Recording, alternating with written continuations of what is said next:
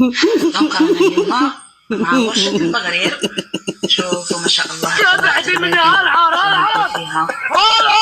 ما صورتكمش لي ديتاي من الاول، الله غالب نسيت. كنا لاتين والبغرير ولا طالب منكم سلاكه. دونك هاي النتيجة. المشكل مش في البغرير يا اخو، اسمحي لي لا. ولا كان مازال ما والمشكل ماشي في فرشة البغرير محروقة. من بعد بسم الله ما شاء الله. شوفوا كيفاش راهو، شوف الله يبارك كيفاش راهو. والمشكل ماشي في ما شاء الله. الكسكاس اللي دايره كلشي تقعب.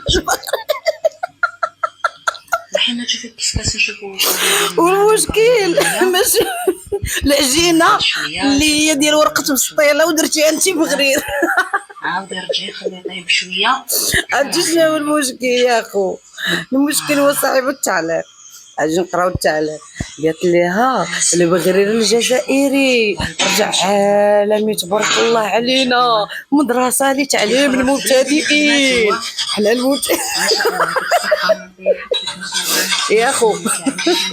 ما ندويش معاك على الشيء الاخر، فهمتي العالميه، ندوي معاك على البغرير. عجبتك الورشه؟ غادي تدخلي اليوتيوب فهمتي بها وغادي ديري بغرير وبلا ما ديري مغربي، فهمتي؟ حتى هما عارفينه مغربي، غيطلعوا لك المبتدئين تيفنوا لك في البغرير وتعلمي ورقي الورشه. كنتو تتنقلوا نقلي تادي على هاد الشوادي.